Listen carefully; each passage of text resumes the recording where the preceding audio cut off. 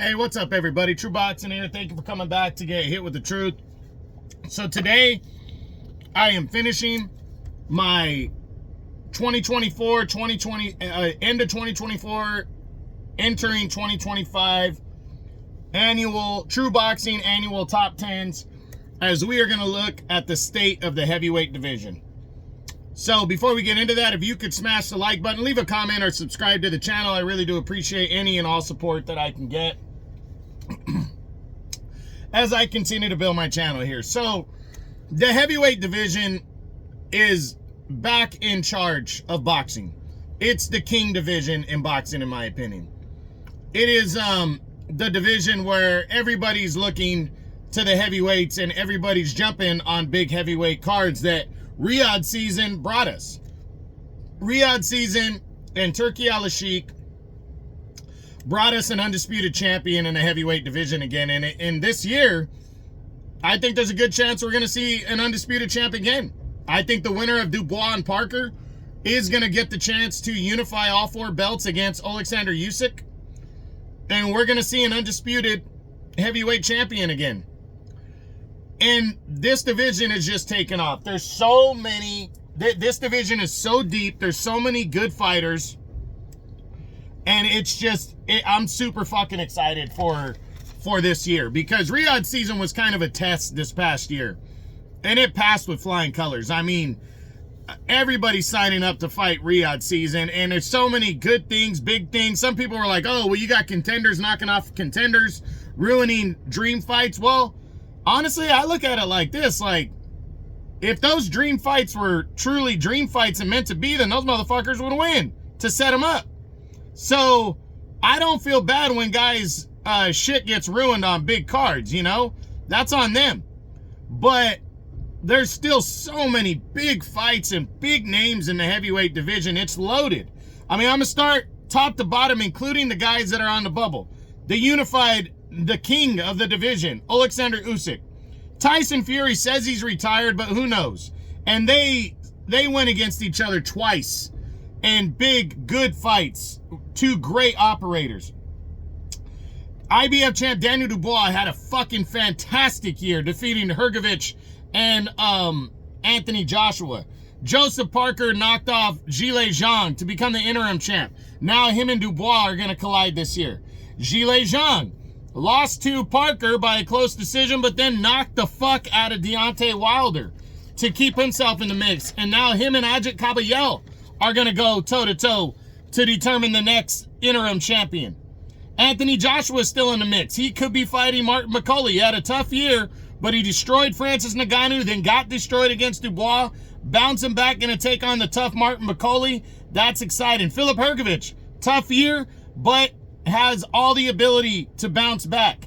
Ajit Kabayel had a great year, destroyed Frank Sanchez, and now has a big opportunity against Zhilei Zhang on February 22nd. Derek Chisora upsets Joe Joyce, is fighting Otto Wallen this weekend. Can throw his name in the serious mix as he's on his retirement tour. Then Martin McCulley made himself a player when he destroyed Jared Anderson on the Riyadh season card in August. And then Michael Hunter is a former world title challenger, and he is the only guy to defeat Martin McCulley. He's ranked up there. Lawrence Okolie made his debut at heavyweight and has become a player now, the former cruiserweight champ. Lenny Arpero, not a big name, but undefeated, wants to make his name. Frank Sanchez, you know, suffered a big setback, but is still highly ranked when he lost to Ajit Kabayel.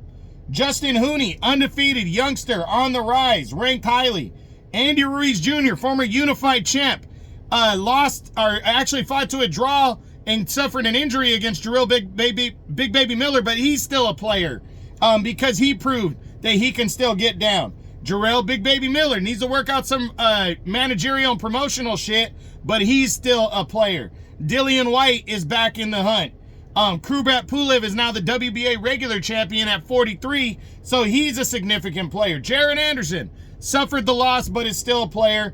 Joe Joyce suffered the loss to Chisora, but wants to get back into things. Otto Wallen is bouncing back, taking on Chisora. He can score a win. He's moving up the ladder. And Deontay Wilder still is a heavyweight contender, still wants to fight. Moses Itama, undefeated youngster, 20 years old, is exciting to watch. I think that's 25 fighters right there that have an opportunity to make an impact. This division is fucking loaded, guys. The heavyweight division is exciting. It's loaded. Even if Fury sticks to the retirement, even if Usyk after this year decides he wants to retire or move back down to cruiserweight, the division is still loaded. It's still stacked. There's still a ton of talent here and a ton of good fighters and guys ready to take over. And I'm excited about that. So the heavyweight division, the state of the heavyweight division, it's never been better in the last 20 years, to be honest. All the top guys are willing to fight each other. They have the opportunity to fight each other. And give thanks to Turki Al-Sheikh and Riyadh season, or none of this shit would have happened.